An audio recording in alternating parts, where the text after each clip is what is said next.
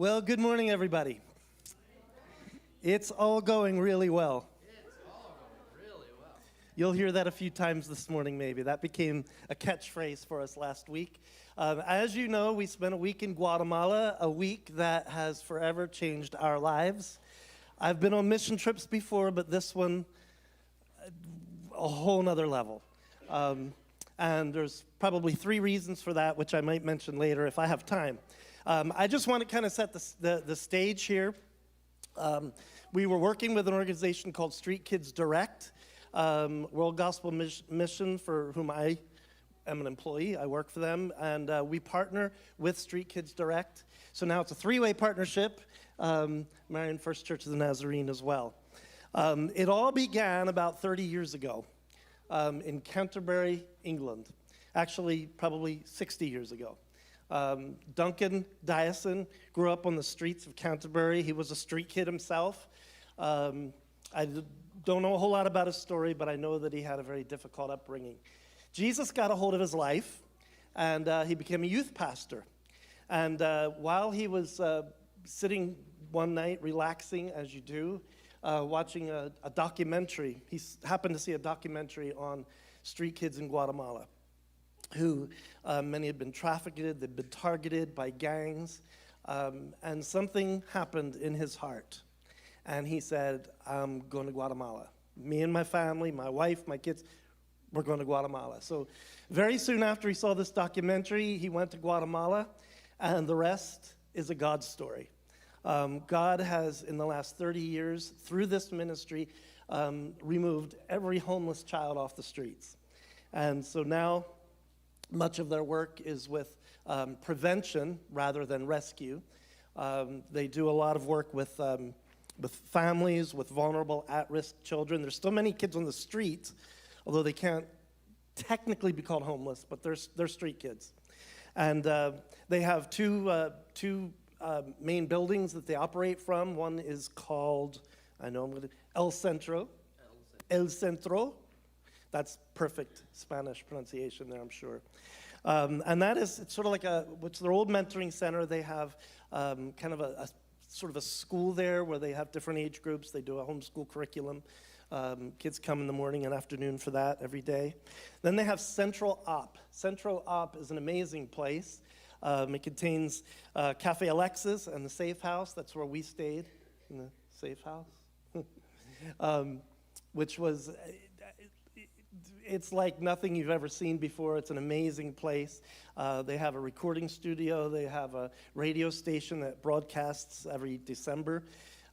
They have an art studio, a kitchen, amazing facilities. And kids come there to learn. That's where they have the mentoring. A lot of mentoring takes place. So much is happening in this ministry. We're going to tell you a little bit about it. We each have a story to tell of something that impacted us during the week, and then I'll try to wrap it up at the end if I can. But just incredible things that God is doing through working with families, with at-risk children, and just being Jesus in Guatemala City. And it was an exciting privilege, the privilege of a lifetime, to be a part of it. So, and were you going to say anything about the team now? Oh, about yeah. the composition? Because Steve kept saying, I never would have put this team together like that. He said it like that. Okay. I sort of have a way of saying things that don't always come out exactly how I mean them. And I was going around all week, I would have never picked this team. That doesn't mean, that's nothing negative. It just means that I would have not, I'm going to do it again. I know, just talk about this team. I would have not have chosen a team with two 12-year-olds and a 16-year-old and one woman. I would have done something differently. But this is absolutely the team that God chose. I have no doubts that God chose each of the 8. And it was a privilege to lead the team, an honor. I don't know if they think that, but I think that. And it was just an absolute thrill to work with them. So, thank you. And yeah, I didn't say anything offensive, did I?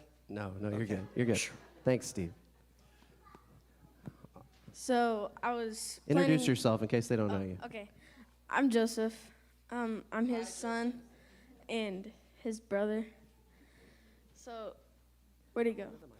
Steve kind of stole a little bit of what I was going to say. So, as he said, El Centro is where the kids go in the morning to do activities, and they do school there a lot of the times.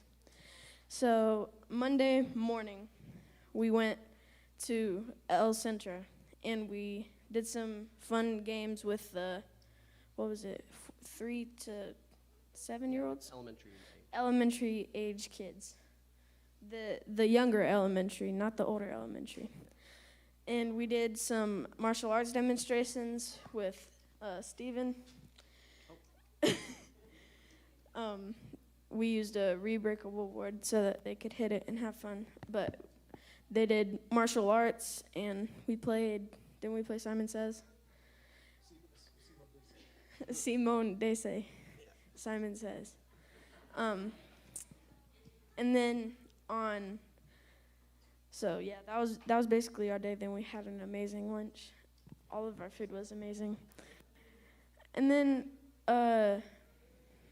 Tuesday morning, we did some stuff with the older elementary kids. So that's like 4th, 5th, and 6th graders. And we did some music. We brought in the little kids and did some music. That's us playing music in Spanish and me playing the drums on a chair. Then after that, we passed out some candy, and Steve and my dad had a kazoo battle. That was fun. The kids wanted to make him feel okay, but I actually did win. But the kids wanted... Yeah, we passed out kazoos, and it was cacophony. It was glorious cacophony. And to try to corral it, we said, okay, we're going to do like a blues kazoo battle, and I'll let Steve take the title. It's fine. Yeah. I disagree. But, so after that, we went out onto the street and did some street ministry with people that we found on the street. We just really went where God led us. So the first thing that we did, the guy that Steve's hand is on his shoulder, that's Manuel. He is one of 2 kids that are still living from when Duncan first came to Guatemala. And he could barely stand because of the effect that drugs had on him. And he was just like in the street. So we prayed with him, and after that we went and prayed for some other people close to him. I had my first conversation in Spanish, which was awesome. Then after that, we just kind of kept walking, and then we came across some of the kids that were at El Centro. So we played some games in the street with them. What was it, Mr. Wolf? What time is it, Mr. Wolf? And then they would run, and if you didn't get past a line, you'd get caught, and then you'd have to catch other people. Yeah, Duncan basically said, we're going to go eat some children now. And that seemed strange, but it was part of the game, so it was okay. So after that, we passed out some coloring sheets, and they all colored. There were some really little kids, probably about 30 kids there. The youngest one was like 7 months old, and she knew how to walk. We were doing jump rope, and yeah, that was fun. I arm wrestled a kid, so that was cool. He lost once, he won once. It's all good. So I don't have pictures to accompany my bit that I'm going to add. Tuesday evening, Duncan invited 2 of us, and we decided that Jess and I would accompany him and Juan Carlos, who Juan Carlos has a fascinating story in its own right. He was a social worker that Duncan had started working with as he worked with the children, who knew all the ins and outs of the laws and the social systems, but he wasn't a believer at all. And he believed in what Duncan was doing, but he just said, I don't have any interest in this Jesus stuff. And then as they worked together, continued working together, the Lord got a hold of his life and his heart, and now he's full-time with Street Kids Direct. And he and his wife and their daughter, Camilla, live in Centro Op, the newer mentoring center that just opened last year, where we stayed, where we were lodged for the duration of the trip. So Juan Carlos, JC, we call him, not to be confused with the other JC, but he's pretty Christ-like. He and Duncan and Jess and I went out on Tuesday night to try to check in on 2 children that are in the mentoring program, and Duncan does this a lot, and his thought was, I can probably more reliably find them and know where they are in the evening than after dark. So we went out after dark. And the first place we went was to check in on a kid named Danny, who had just recently gotten out of jail. Danny's 15. His older brother got him hooked on drugs when he was about 7 years old. His older brother, by a couple of years, who did drugs and sold drugs. And so Danny's been in and out of trouble with the law and in and out of addiction. And he lives with his older sister and her family in these corrugated tin storage units that the city built to store flowers and produce and things that are sold in the market. And people begin to eventually just move into them and use them as accommodations. And so there's no running water, there's no plumbing, there's no, they just use a bucket for their bathroom and take it and dump it into a street drain somewhere or whatever. And so we checked in on Danny, and that was kind of a sad situation because it was clear that he was high and he was out of it. But Duncan, we prayed with them, and a lot of it was us praying for them while they did the work, of course, in the language. And while we were standing there, the next door neighbor in these very tight quarters with thin walls, she poked her head out and started interacting with us too. And I'm gonna call her Dona Maria because I think that's the name I'm remembering, but I could be wrong.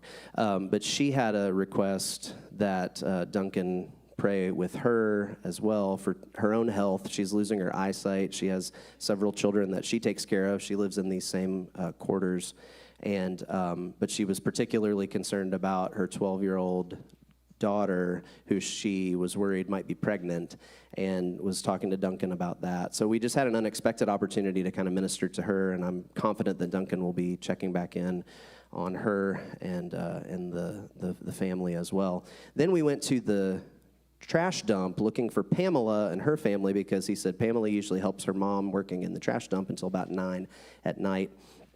And they had already left, unfortunately, but it gave us an opportunity to see the dump up close.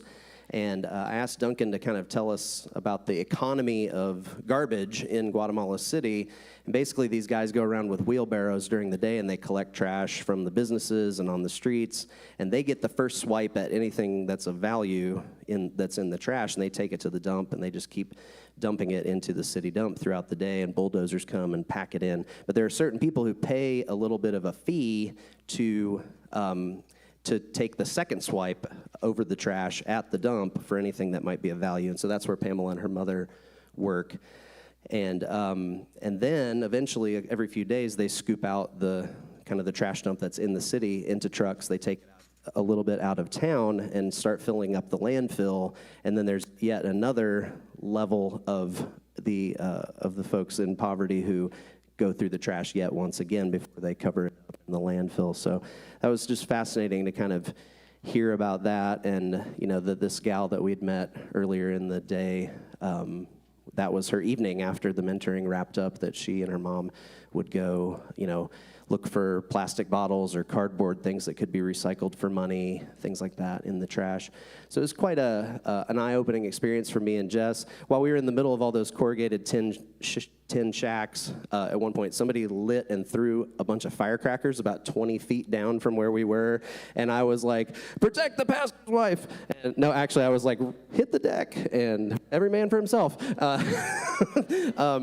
But yeah, we were. That was probably the most alarming moment of the experience for us. And Duncan and JC were like, "Oh yeah, that happens all the time. It's no big deal." But in the middle of all that tin, it was quite a quite a sound.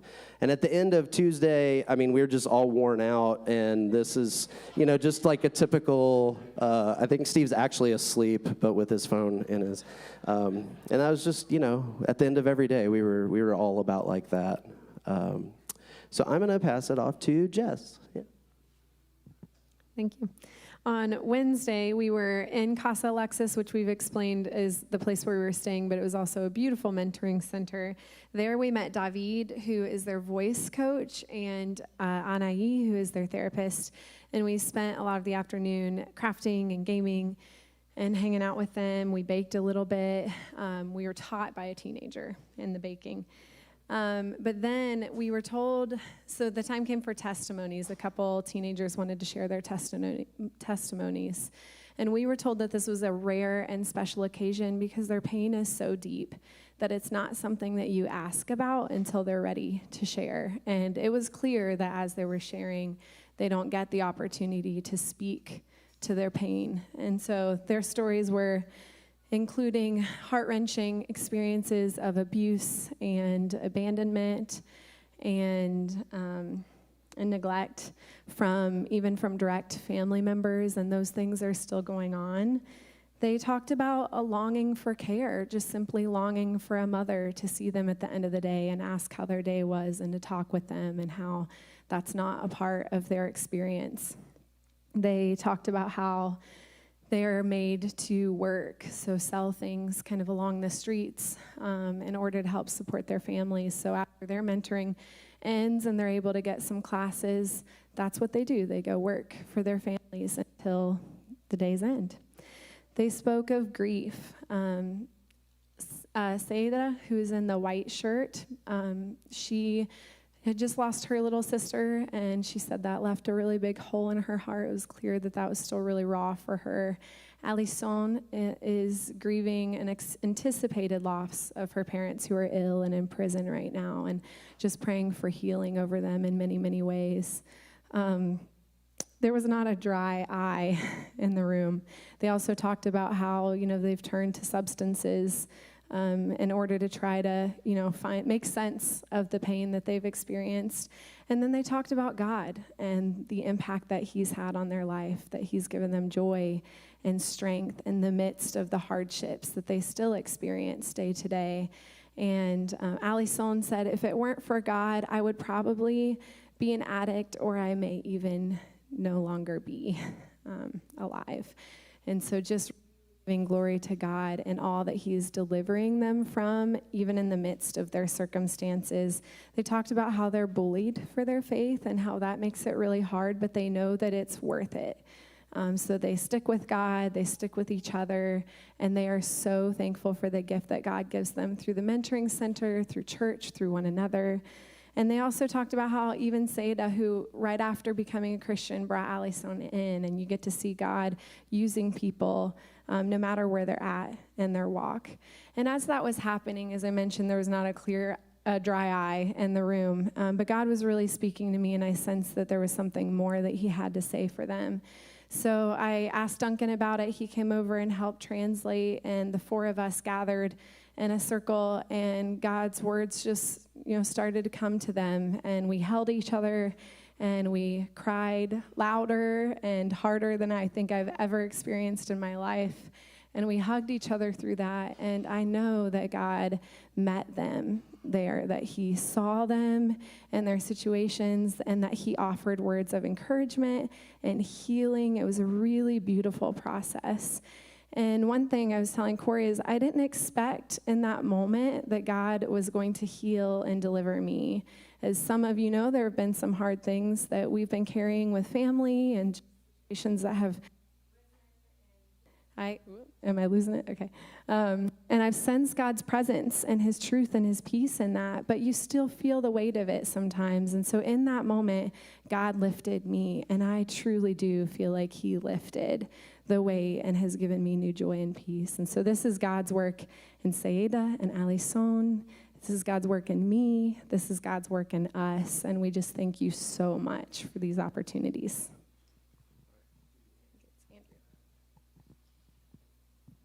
So she just talked a little bit about our Wednesday But I think that was my personal highlight, so I'm going to talk a little more in detail about hanging out with some of the kids in Casa Alexis.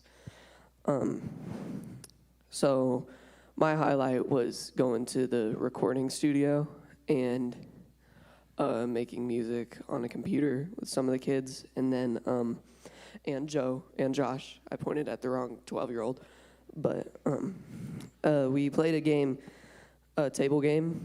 I am pretty sure we played like 30 rounds and I won about 2, but that's okay.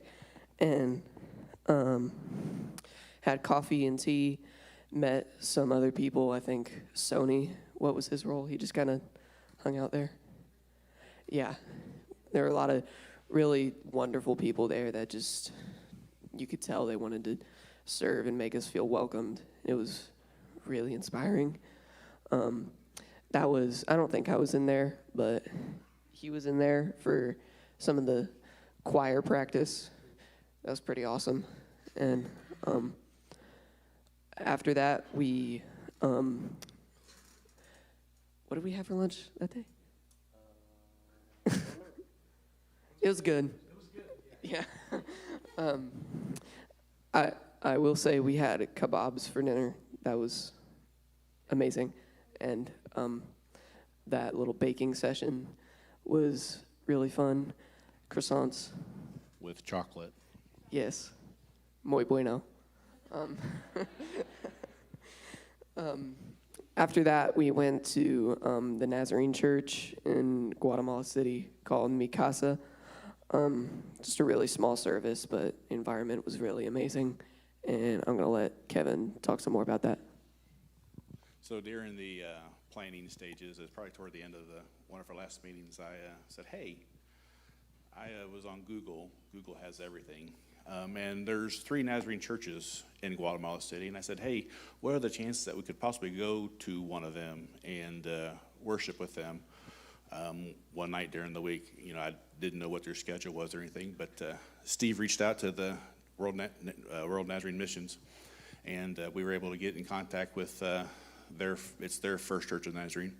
So we went Wednesday night at 7 is when it started. We got there about 10 after because of rain and traffic and rain and traffic, rain and traffic.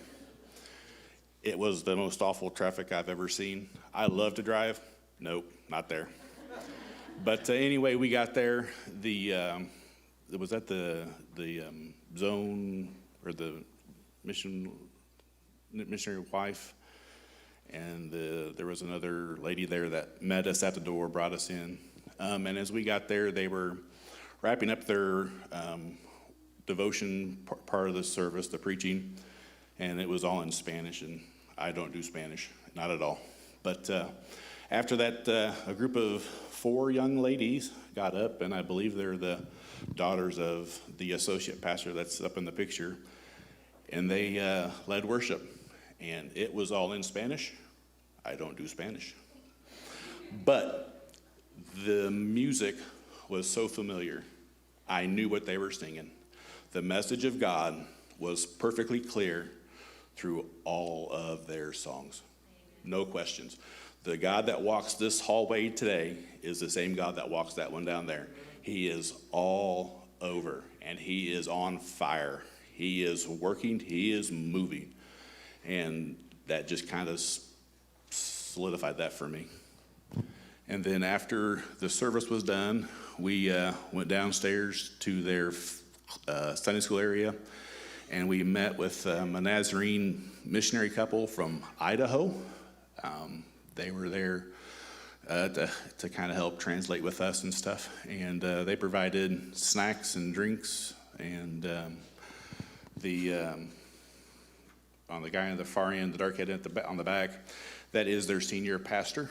And I went down and I talked to him, and I said, hey, the Nazarene Church, has their General Assembly coming up in 2023.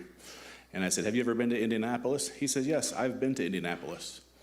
So I said, well, it's coming up in next year, and, we'd like to have you come up and visit with us. So he and Pastor Brandon exchange contact information, and we're going to see if we can make that visit happen. So.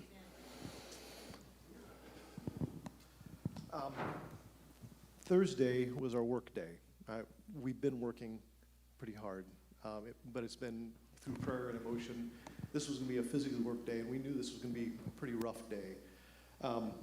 We started by carrying bags of sand, rock, and concrete, and various plumbing supplies down about a half-mile of mountain. And so we were already worn out just starting the day. Basically, we carried it to a house that consisted of 2.5 tin walls and a tin roof, where against a dirt embankment.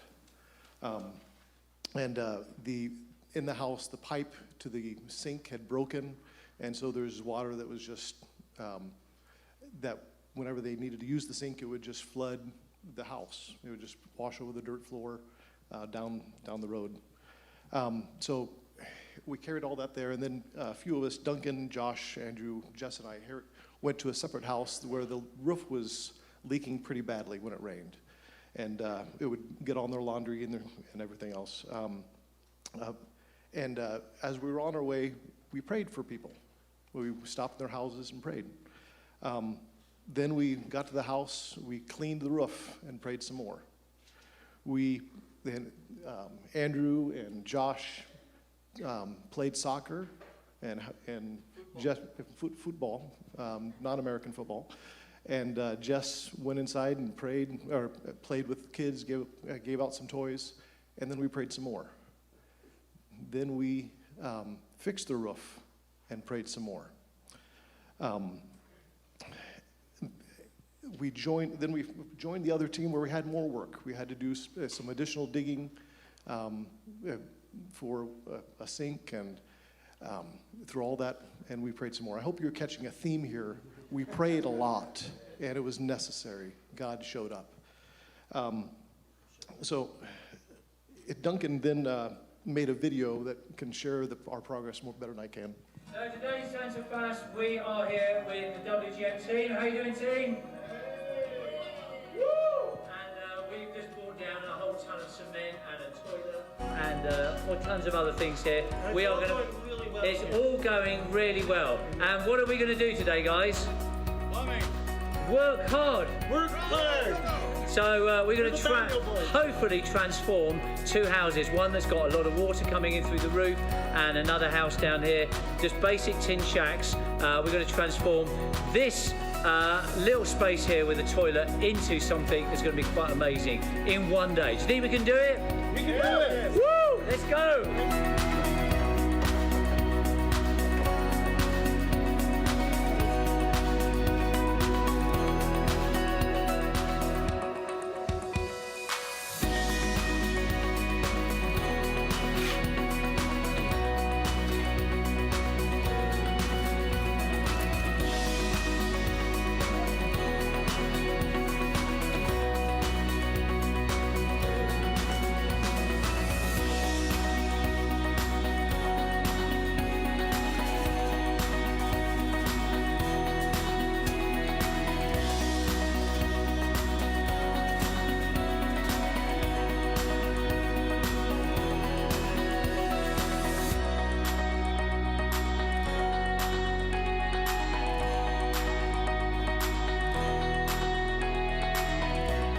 Stephen, tell us what you're thinking right now of a bedroom for children. I'm glad they have a bed to sleep in tonight. They deserve the best.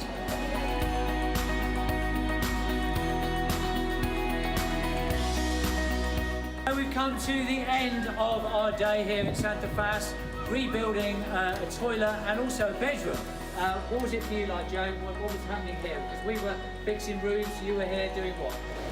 We were here fixing the bathroom and fixing the pipes, the plumbing, and we paved the concrete, and we leveled that out. We broke the dirt from the wall, and we got rid of some of it and fixed the bedroom. Okay, so who was doing the bedroom? What does that feel? Okay, tell us about the bedroom. Oh, I wasn't helping with the bedroom, but filled in a bunch of dirt that we dug out from the bathroom hallway, which expanded the back hall and where the bathroom and shower will be. And then moved the dirt to the front, leveled out the floor, moved the bed back in.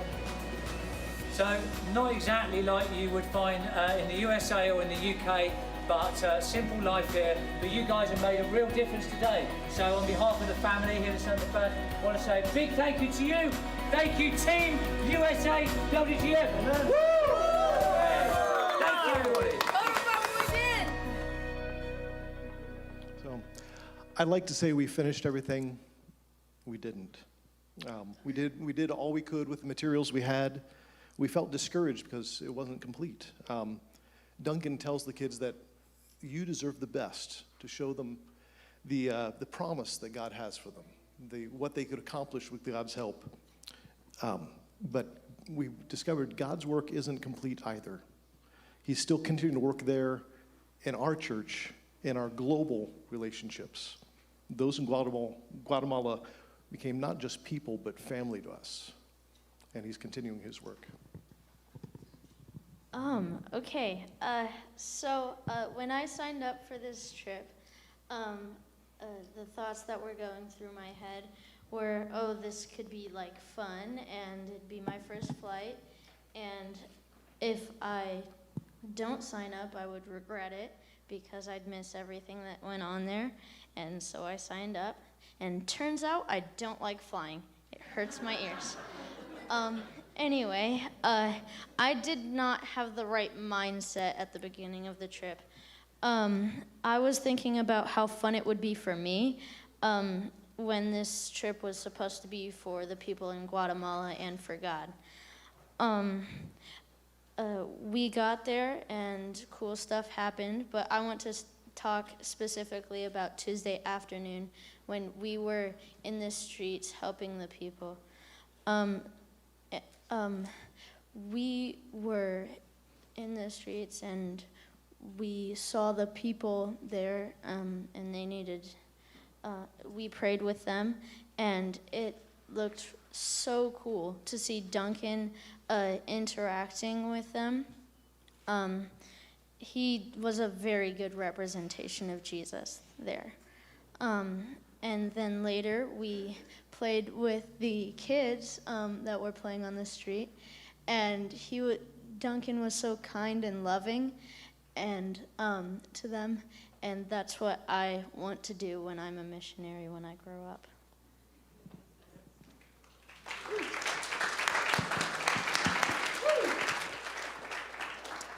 That last statement there is the coolest thing that you've heard today. Through all of this, God has placed a call on Josh's life to be a missionary, and I just think that's exceedingly exciting. So it was such an incredible, let me just tell you a little bit about the last day. The last day was our day off. There was still ministry that went on, and we had some of the local team members and teams with us. And we visited a jade factory. We visited a chocolate place. Chocolateria. And we had a little seminar about how to make chocolate. I never knew. We learned that there was a special ingredient that maybe on another day, Kevin can tell you about the special ingredient. In fact, ask him today after the service. I'm sure he would enjoy telling you about the special ingredient in the chocolate. Just going to leave you hanging there. And then we also visited a convent, an old convent from 1523 maybe, 24. And we got to sing in the rotunda a little bit. But that was a great experience, and we were fed tremendously well. The team there took incredible care of us. We felt loved. We felt that they really wanted us there, that we had a mission and a purpose, and we did. Just want to close by saying three things. People asked why I thought it was such a fantastic trip and such a great mission trip. I think there's three reasons. One is because God picked this team. Absolutely. You could see by the testimonies here that each person here had a very, very specific task and a reason that God had them on this trip. Secondly, God is already at work in Guatemala City with Street Kids Direct. It is a God-ordained ministry from the very beginning. Duncan has led this ministry in truly Christ-like fashion. And God is doing amazing things there in the lives of street kids and families. And thirdly, and not least, because of the prayers of God's people at Marion First Church of the Nazarene. You're calling us the team, but we're only a part of the team. We're the ones that went. You are just as much a part of the team as we are. And we want to give you a round of applause. Thank you very much for your giving. Thank you very much for your praying. And I know some of you have been very, very committed. You know, it's not just a token prayer at night, but some of you have been very committed to praying for us and your generosity as well. And that's what made it happen. And I believe that this is the beginning of a new relationship with Guatemala and with Street Kids Direct. And I believe God is doing exciting, amazing things in each of our lives, in your lives, in the lives of people in Guatemala City. Thank you for giving us the privilege of representing you and going to Guatemala City. Is there anything I left out? You going to tell them about the special ingredient? No, I'm not going to do that here. I do want to say, though, that we do serve a faithful God. Every morning we had devotions, and each morning each one of us adults did one. Did any of the kids do them as well? Okay. So, but each morning as we ended our devotions, we prayed for the day that God would protect us and bless us. And on Thursday, we knew we would be outside. So Steve closed the devotion out in prayer. And he said, God, if there's any way that you can hold the rain off until 3 o'clock in the afternoon, we would be most grateful. I said, after this was all said and done, I said, Steve, we're supposed to work until 3. So we might still be walking back to the truck the half mile at 3 o'clock. I said, can you ask him for 3:15? So evidently he didn't pray, because at 2:58 on Thursday afternoon, while we were walking back to the truck, the floodgates opened up and we all got wet. There were so many stories like that, and I wanted to mention as well that maybe this is what you were saying. The driver? No. Oh. I was just going to say on the video you might have seen a statement that funding is still needed to finish that project, but because of your generosity and excess funds that came in for the whole trip, we instructed Duncan and SKD to just devote that excess to finishing off that project. And so now if you go to the website, it says that it's fully funded. So we're really thrilled about that as well. One final story. Yeah, praise the Lord. Praise the Lord. Amen. One final story here. Our bus driver, Marcus, thank you. Marcos. Duncan hired him specifically for this week to drive the van for us. He did a great job. He did crazy job, but he got us through. He's like, dude, you're not going to make that. And he did it. I don't know how he did it. I don't know where he got his training, but... We only got hit once, I think. Yeah. Did we actually? Yeah. Is that what that was? I thought that was somebody sneezing or something. Okay. So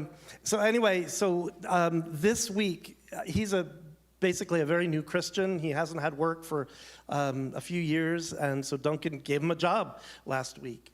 And we could see how powerful an effect it had on his life. After the day that the girls gave their testimonies and we gathered around praying, he grabbed me and hugged me tighter than I've ever been hugged for about 20 minutes, it seemed. I think it was only about 2, but I'm like, okay, let go now. But he didn't, but God had and he just wept. He just wept in my arms, and God is doing an amazing thing. And the next day, I kept telling, he was wearing this hat, and I said, dude, I love that hat. And he gave it to me, and then I feel a little bit guilty. But Joseph interpreted and said he really wanted me to have it from the bottom of his heart. And so I gave him my cheap little New Jersey hat, and he liked that. He was very happy. But just the way that God is working in his life is just an example. Every person that Street Kids Direct touches, their lives are transformed, and including ours. So thank you again for letting us be.